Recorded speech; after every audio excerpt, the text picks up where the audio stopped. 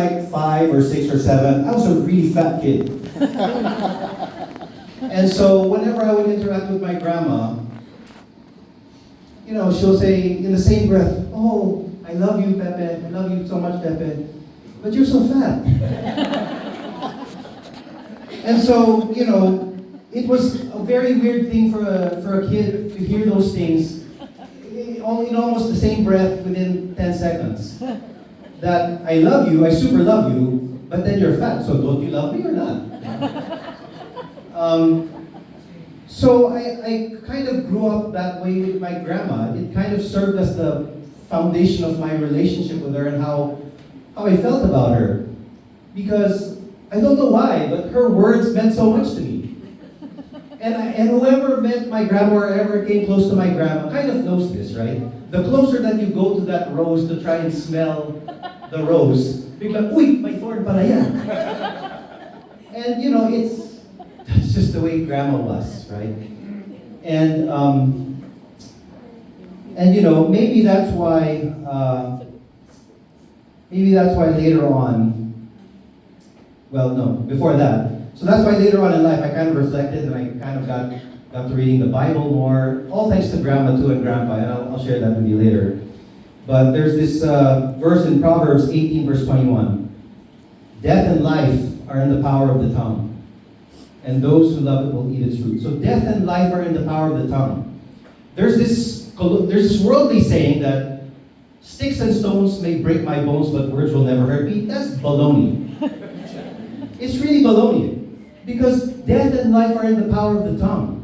Especially from people that love you, or your parents, or your brothers or sisters. And my grandma had the power of death and life in her tongue. And that's not me saying it, that's the Bible. Everyone has the power of death and life in the tongue. So, there were some things that were super giving of life when she would say that she loves me, but there also are certain things that in her humanity and her frailness, they were death-giving actually. And it caused me to really reflect. And here's the other verse, right?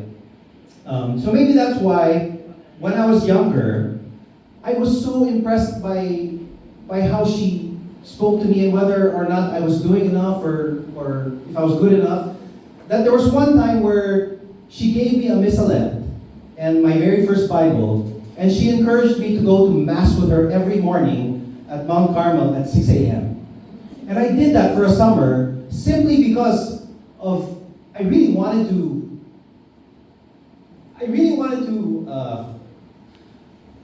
live up to her. Because of the barbs that I had felt. There was a natural thing for me to want to impress her or to love her. And so I went to Mass every day with her. What that whole thing taught me is a fear of God.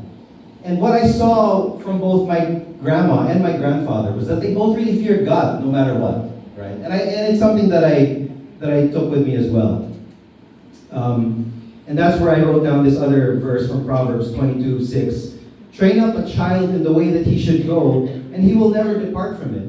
So even early on when I was young and she was teaching me that discipline of fearing God, for the fear of God is the beginning of wisdom, that never really 100% went away from me, and it's still something that serves me even today in my own hardships. So I thank you for that, Grandma. The next season of relationship and mischief. So as I grew up, and no longer a boy, and I was kind of in the States, my grandma would come and visit us, and all of her grandkids and her children in the States. And I was more of an adult now, I think in my teens and even into my 20s. And my grandma was like, I didn't fear her anymore. Like, I still was concerned about what she would say about me, right? But she would relate with me differently. She would relate with me now more as a friend, I guess. And that's how our relationship transitioned from this anxiousness to more of a relationship now. And where did we find our commonalities? In the mischievous areas, I think. So our grandma was the first one to teach us how to gamble. She taught us how to play blackjack. She taught me the correct betting strategy in blackjack, like when I'm sitting at a blackjack table and I'm at the very end, I really have to do my job well or else I'll mess up. And so we would have fun going to Atlantic City and gambling there. So my grandmother was also the first person to ever give me alcohol, by the way. Because she would visit us in our house and she would be reading Reader's Digest or something, or like playing Scrabble, and she would always be drinking a cold beer. And so I would go up to her and she's like, Pepe, you want some beer? And I think I was like 13, right, or 15. And so I'd be like, sure. So Grandma was the first person to teach me those vices, actually. But you know what? In all of that, I was able to relate with her. And through those occasions, we were able to open up with each other. I would open up to her about my relationships. She would open up to me about the misgivings she has about some of her in-laws. Daughters-in-law, her sons-in-law, things like that, right? I mean, she'd be so open. And I really appreciated that about her. And so I really appreciated that season of relationship and mischief in Grandma.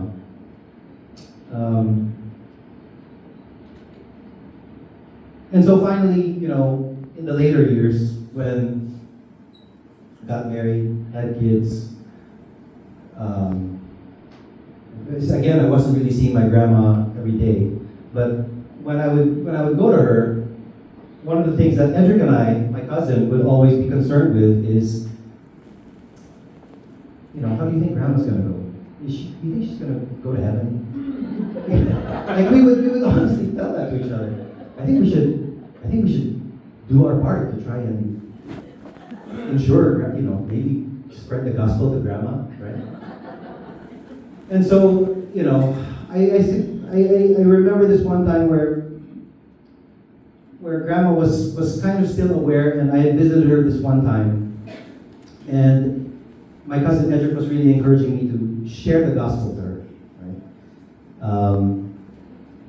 And it was a significant moment because when I was talking to Grandma, I shared with her this verse. I shared with her the verse from Romans 10:9. And this verse reads like this from the Bible. If you confess with your mouth that Jesus is Lord, and if you believe with all of your heart that God raised him from the dead, then you will be saved. So I'll say that again. If you confess with your mouth that Jesus is Lord, and if you believe with all of your heart that God rose him from the dead, then you will be saved. I don't know about you, but in all the calculus of religion that I've been through and that I've read, it can kind of get confusing. It can kind of get confusing as to whether or not your salvation is really assured for yourself or not. And so I wanted to simplify it as much as possible for Grandma that day. And so I shared with her that verse. And so I asked her, Grandma, do you confess with your mouth, do you believe that Jesus is your Lord? And she said, of course, I believe. Of course, I believe. That's great, Grandma. That's number one. And now, Grandma, do you believe in your heart that God raised him from the dead? Yes, of course I do. Then I said, congratulations, Grandma, because according to the Bible, if you profess those two things, then you will be saved. You have achieved eternal life. And then she just looked at me in silence and didn't say anything. But she was tearful. And we were both tearful in that moment. And so I believe that out of all the moments that I've had with my grandma, that was probably the most significant that I've had with her. Because for me, it was an assurance that no matter what, I know that she would be dancing in heaven. And to kind of close the loop on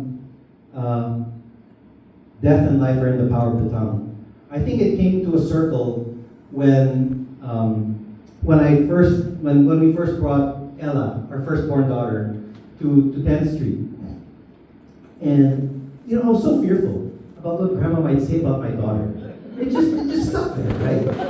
I mean, I was so fearful, you know. But when we brought Ella for the first time to see my grandma there, she just looked at Ella and she said, she's so beautiful. She's so radiant. And I believe that throughout the course of her lifetime, this rose learned to shed a lot of the thorns. And so, like, you know, I'm so grateful for the time that the Lord had given Grandma on this earth to not only just be truly real and the human that she is, but also to give her occasions to not remain that way and to change for the better over time. And it was evident in how she then treated my own children when I brought them. And so, Grandma, I just want to honor you, and I thank you for everything. I love you. All right, that's it.